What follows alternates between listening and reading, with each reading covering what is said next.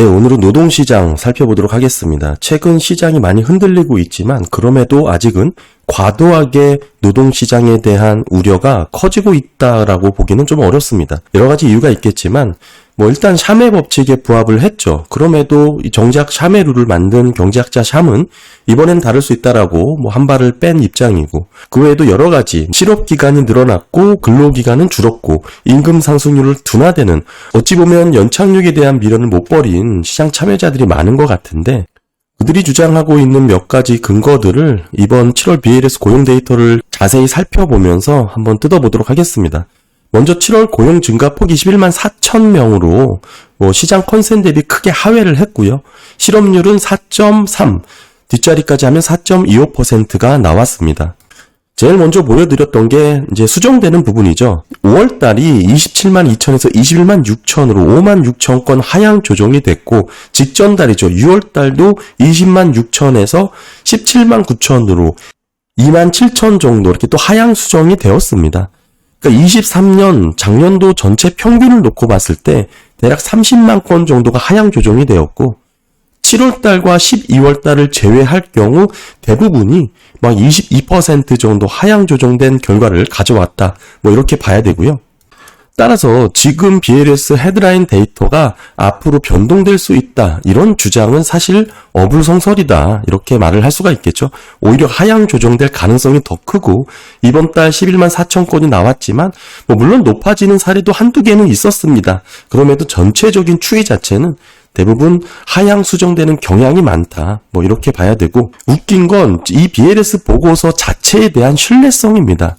파월 의장조차도 고용지표가 과대 추정되었다고 발언할 정도니까요. 더불어서 윌리엄스 뉴욕 연은 총재도 비슷한 내용을 발언하기도 했었습니다. 따라서 지금 보시는 고용 데이터가 따져보면 6에서 8만 정도는 오히려 하향 조정해서 살펴볼 필요가 있다, 이렇게 보기도 하고요. 최근 재무 경제정책 성명서에서 안정적인 실업률을 유지하기 위한 일자리 증가 폭을 17만 5천에서 23만 개로 추정을 했습니다. 기존에는 7만에서 8만이던 게 2배 이상 늘어난 것이죠. 이민으로 인한 증가분을 반영하게 되면 과거 한 10만 개가 아니고 이제는 20만 개 정도의 일자리가 꾸준히 창출되어야 안정적인 실업률이 유지가 가능하다, 이렇게 보는 것인데, 이번 달 그에 미치지 못한 결과가 나온 것이죠. 아직도 과거 생각하고 10만 개 수준이면 안정적이다라고 얘기하시는 분들도 간혹 계시지만, 지금 환경이 달라졌다라는 것을 재무부가 직접 경제정책 성명서로 발표하기도 했고요. 이거 2번 연속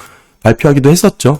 지난 4월 달에는 20만 개 이상 정도 얘기를 했었고, 연준의 쿠기사도 마찬가지로 비슷한 내용을 언급했었고요. 최근에는 좀 더 구체적인 일자리를 게재하기도 했습니다. 그럼 BLS 고용보고서 말고 뭐가 더 정확하냐? 제가 많이 보여드렸죠. 필라델피아 연의 QCW라는 데이터가 있습니다. 과거 제가 쭉 여러 번 반복해서 말씀을 드렸는데, 지금 가장 최근 데이터가 보시게 되면 23년 4분기까지 나온 게 최근 데이터예요. BLS 공식 집계는 1.6% 증가로 나왔지만 실제로 벤치마크를 조정해서 살펴봤더니 0.3% 증가에 그쳤다.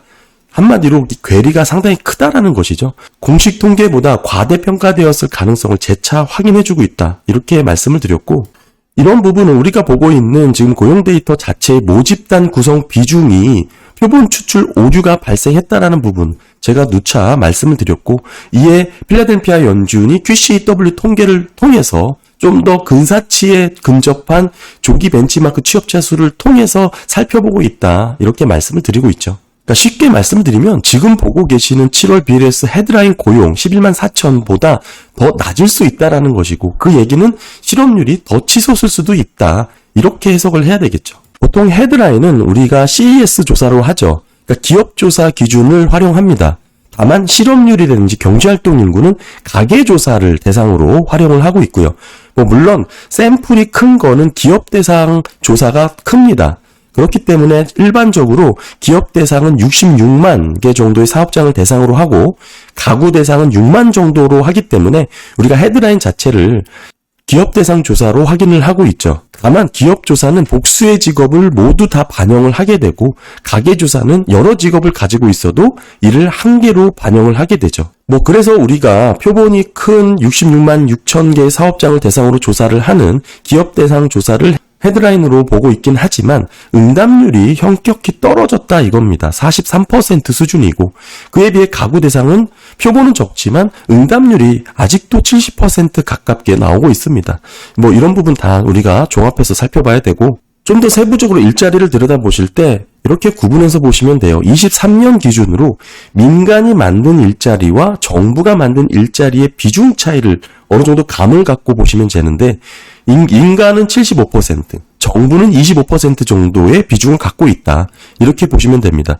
아무래도 이제 민간이 주도를 하는 일자리가 많을 테고 보시게 되면 민간 부문 일자리 증가세가 6월달 13만 6천 개에서 7월달 9만 7천 개로 크게 줄었습니다. 이런 부분에서 불법 이민자 유입 감소가 고용 증가세 둔화로 이어졌고 이게 노동시장의 열기가 뚜렷하게 식어가는 모습으로 이어졌다라고 해석을 해야 되고요. 그리고 지금까지 일자리를 주도했던 내용 세부적으로 확인해 보면 결국 의료 서비스가 주도를 했는데 뜯어보면 재택 건강관리였습니다. 홈 헬스케어 방문 요양 일자리가 빠르게 늘어난 것이죠.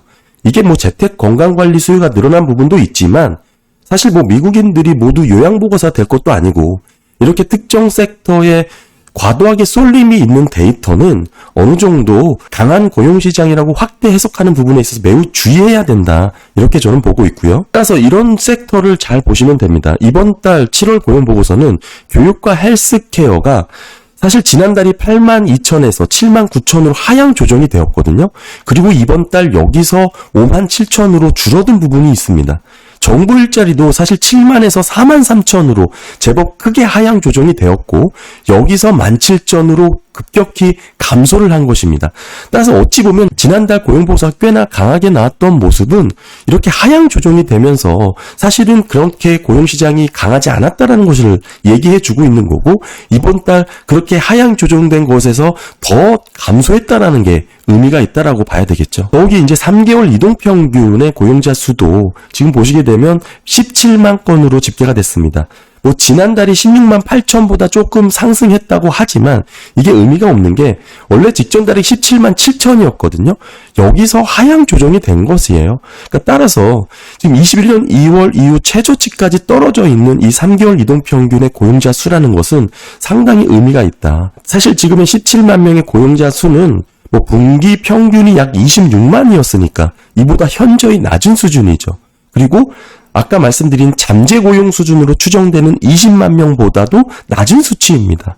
따라서 지금의 고용 일자리는 상당히 위태로운 수준으로 둔화되고 위축되고 있다. 급격하게 줄어드는 모습이 나오고 있다. 이렇게 봐야 되고요. 그래서 뭐 7월 고용 데이터가 11만 4천 명으로 나오긴 했어도 아직도 증가폭이 이 정도면 괜찮은 거 아니냐. 뭐 이렇게 얘기를 하십니다. 이 데이터가 이렇게 하향 수정될 수 있고 그리고 안정적인 일자리를 위해서는 20만 개가 필요하고 특히 지금 보시는 고용 데이터가 과대평가되었을 가능성이 매우 높다. 이렇게 언급을 했음에도 잘 받아들이지 않으시는 거죠. 따라서 지금 11만 4천 명이 나온 게 전반적인 변화율로 보시게 되면 이런 추세입니다. YY 증감률 7월달 1.6% 증가로 나온 거예요. 물론 6월달 1.65%에서 소폭 감소는 했죠. 추이로 보시면 이런 추이입니다.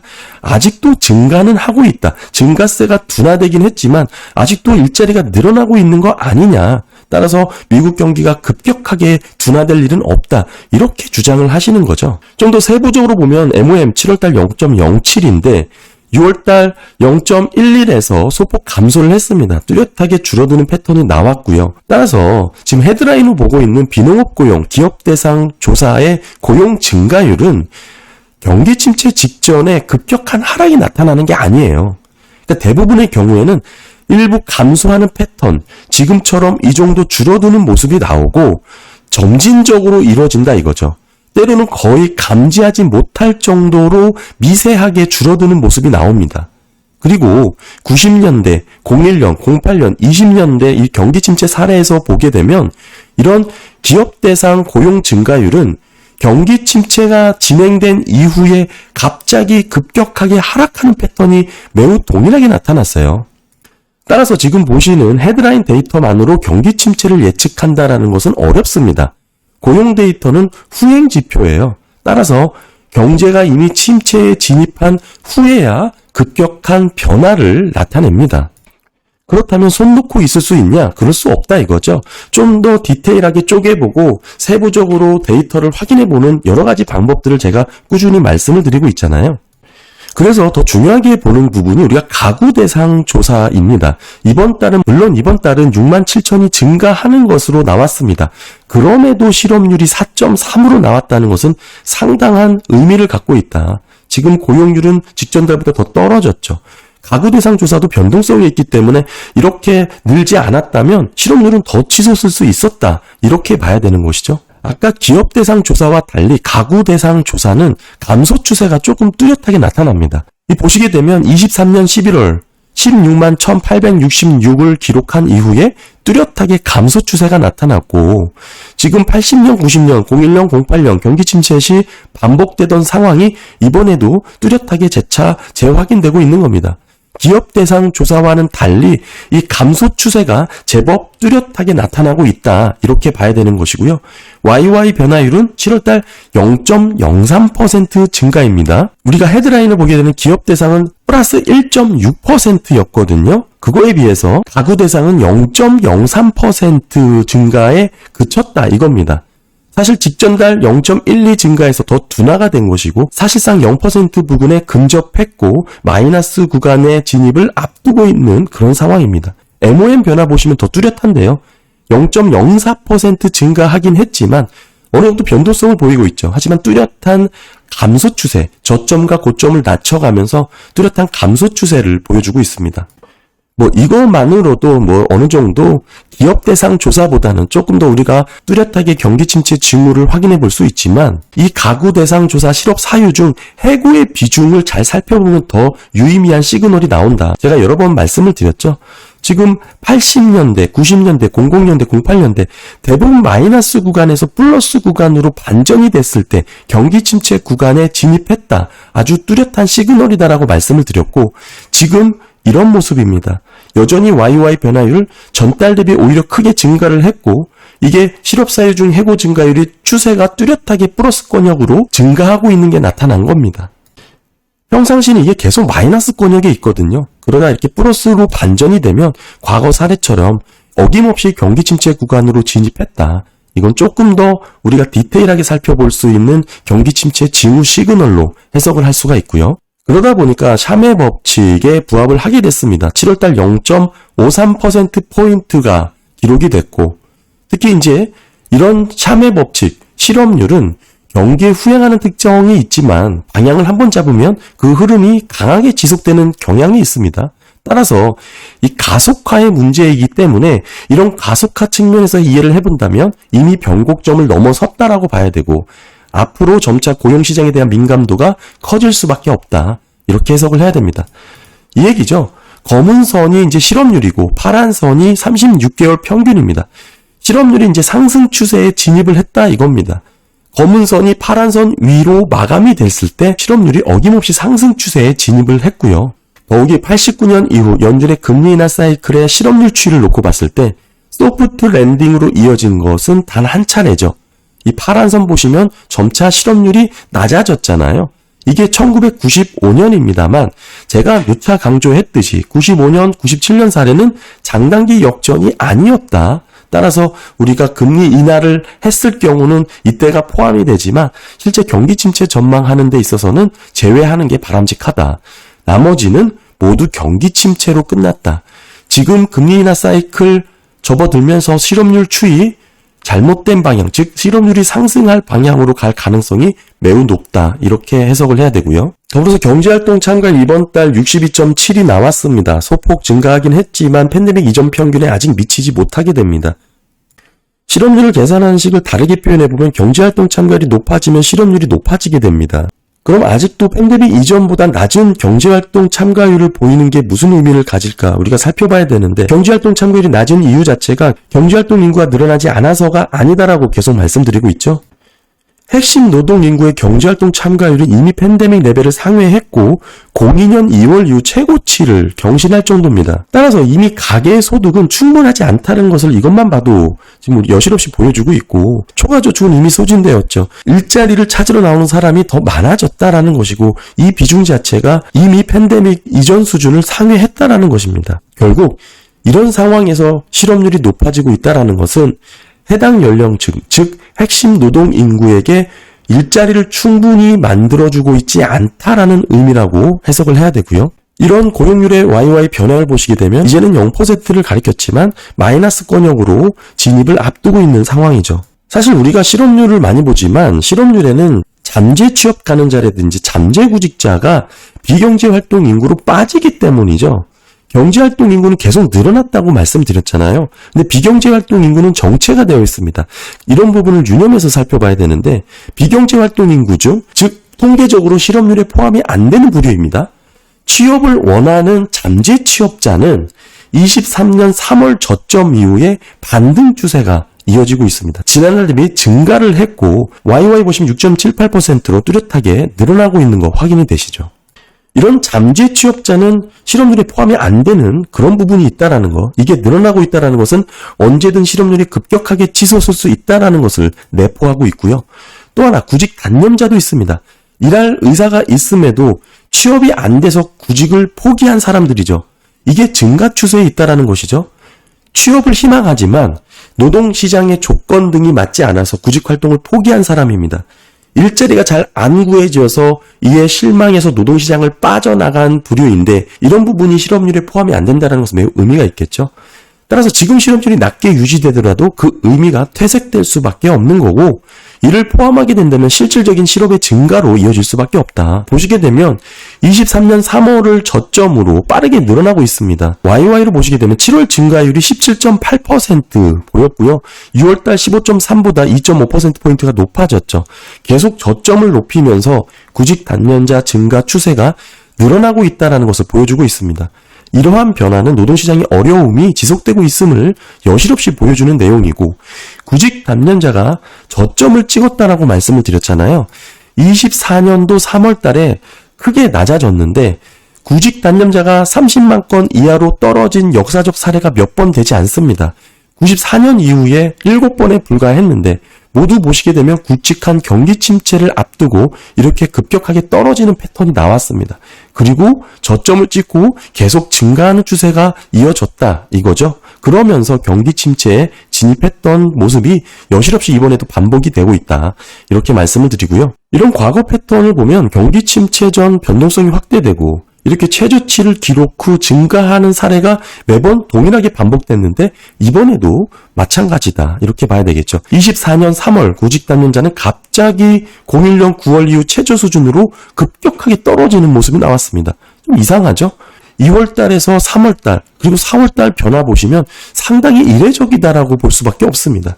이런 모습이 여실없이 반복되고 있는데 구직 단년자가 경기 침체 전 왜 이렇게 낮은가 제가 여러 번 설명을 좀 드렸고요. 네, 그리고 또 있습니다. 영구 실업자 증가가 가속화되고 있다. 이런 부분에 있어서는 취업 여건이 전반적으로 악화되어 있고 취업 의지의 상실이 지속되고 있다라고 봐야겠죠. 22년 6월 YY 변화를 보시면 마이너스 60이었거든요. 이게 늘어났더니 2월달 23, 7.5, 23.1, 9.4 계속 늘어서 7월달 20.3%로 플러스권에서 등락을 이어가고 있습니다. 그러니까 영구 실업자의 이런 증가는 과거 보시게 되면 경기 침체 직전에 플러스 영역으로 진입하고 이후에 실업률의 급격한 상승으로 나타났다. 지금도 이런 모습이 이어지고 있다라고 봐야겠죠. 따라서 과거 표면적인 고용 데이터에 안심하기보다는 지금 체감 경기가 제대로 반영이 안 된 데이터일 수 있다라고 봐야 되고 이걸 보고 대응하게 되면 그 시기를 놓칠 가능성이 매우 높다.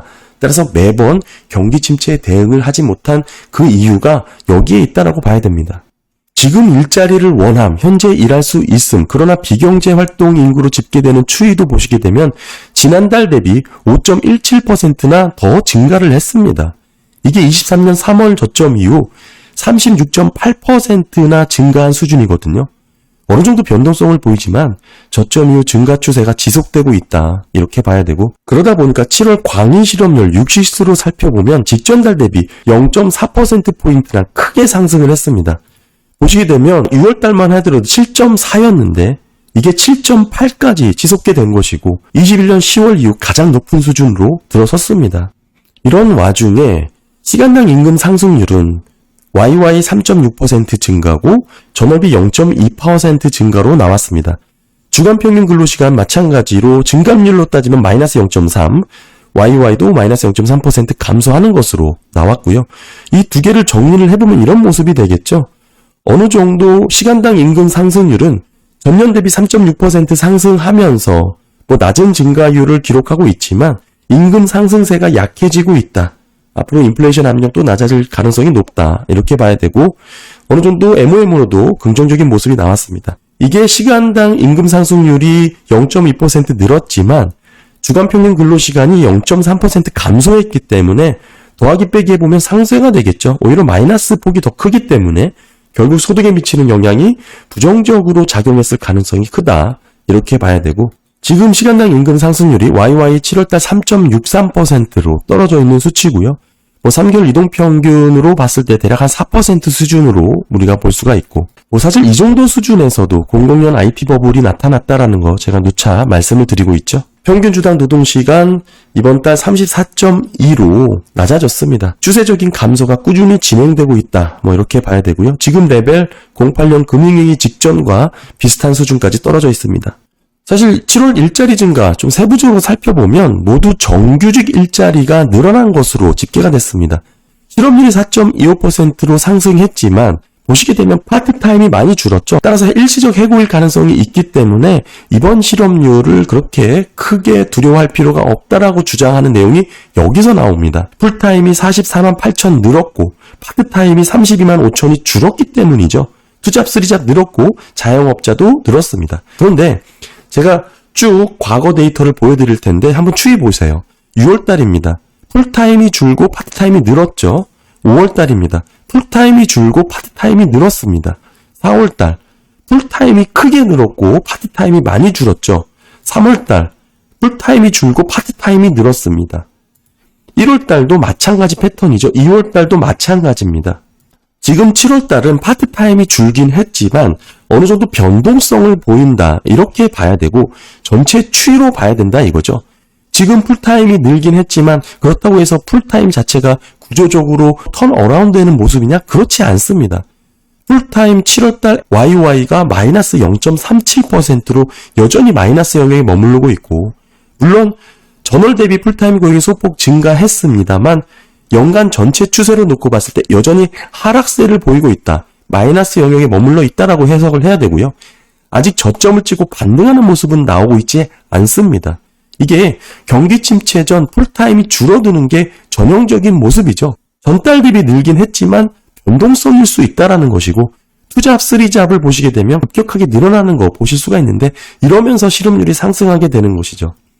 아까도 말씀드렸지만 기업 대상, 가구 대상 조사의 차이가 나는 이유가 가구가 보고한 것보다 사업체, 기업 대상, 임금 대상으로 조사한 보고가 고용이 더 많이 증가하는 이유 중에 하나가 여러 직업을 가진 근로자를 이중으로 계산하기 때문입니다. 따라서 이런 투잡, 쓰리잡의 비중 자체가 과거 수년 동안 가장 높은 레벨까지 올라섰다라는 부분을 좀 살펴봐야 되고 이런 상황에서의 파트타임이 감소를 했다.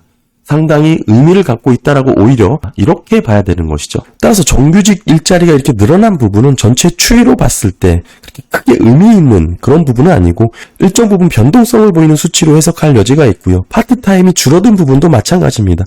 투잡, 쓰리잡이 갖고 있는 비중 자체가 현격히 수년 내에 높은 수준이기 때문에 여기서 일자리가 줄어들었다 이렇게 해석을 해야 되고 단순히 일시적 해고 때문에 늘어난 실업률이다 이렇게 치부할 수 없다라는 것이죠. 풀타임의 장기 추이를 봤을 때 이런 얘기를 할 수가 없다라는 뜻입니다. 기업조사의 흐름 보시게 되면 장단기 금리가 역전된 이후에 평균 범위를 넘어섰습니다. 이게 보시게 되면 4월달인데 4월달까지만 하더라도 경기 침체의 과거 평균 범위의 95% 수준에 위치를 했었죠. 그러다가 5월달 이 범위를 넘어섰고 평균 범위를 벗어나는 흐름이 나왔습니다. 이때부터는 새로운 역사를 쓰고 있는 사이클이다라고 말씀을 드렸고 7월달 그 강도가 더 심해졌죠. 지금 6개 경기 침체 지표 중 하나만 유독 계속 상승하고 있는 것으로 나왔고 다만 가구 조사는 다른 모습을 보입니다. 등락을 보이지만 과거 경기 침체 경로의 평균 수준에 가깝게 흐름을 이어가고 있고요. 따라서 이번 7월달 실업률이 높아졌지만 일시적 해고 때문이라고 주장하는 근거는 사실 6월달, 5월달, 4월달, 3월달 어느 정도 변동성을 보였던 데이터라는 점을 일단은 감안해야 되고, 장기 추세로 봤을 때 정규직이 늘어난 부분이 그렇게 큰 의미가 없다. 오히려 파트타임이 줄어들었다라는 것은 그만큼 경기가 더 어렵다라는 것을 반증한다. 이렇게 봐야 될 것 같습니다. 네, 오늘 7월 고용 데이터 한번 살펴봤습니다. 아직까지 과도하게 이런 불안이 커지고 있진 않지만 이게 점차 가속화되면서 증폭이 커질 것으로 보여주는 그런 내용의 7월 고용 데이터였다라고 정리를 할 수 있습니다. 네, 감사합니다.